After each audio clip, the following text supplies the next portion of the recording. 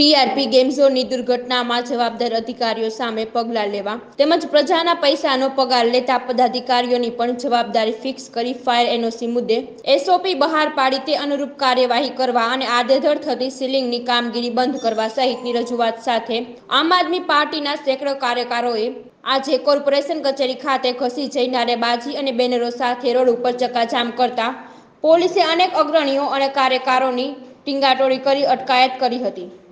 આજ રોજ આમ આદમી પાર્ટી દ્વારા રાજકોટ મ્યુનિસિપલ કોર્પોરેશન ને કમિશનર સાહેબ ને જે ગેમ ઝોનમાં ટીઆરપી ગેમ ઝોનમાં જે હાદસા થયા છે તેના વિશે એનઓસી દ્વારા એક આવેદન દેવામાં આવ્યું હતું। તો અમને નીચલા અધિકારી દ્વારા એવો જવાબ દેવામાં આવ્યો છે કે રાજકોટ કમિશનર સાહેબ અત્યારે રજા ઉપર છે, દિલ્હી મિટિંગમાં છે, તો અમને તમે એક આવેદન આપી દો। તો અમે આવેદન મુદ્દે જે આગળનું બધું માંગ્યું છે તેનું એવા કહેવામાં આવ્યું છે તમને તમારી પાસે એની કઈ ડિટેલ નથી। આજે અમે જે એનઓસી માં જે આડેધડ બધી વસ્તુ સીલ કરવામાં આવે છે તો તમે જોયું હશે કે એક માળનું મકાન છે તો એને સીલ કરી દેવામાં આવે છે। તો આ પબ્લિક ની હેરાનગતિ છે, સીલ કરો પણ જ્યાં જરૂર છે એને સીલ કરો।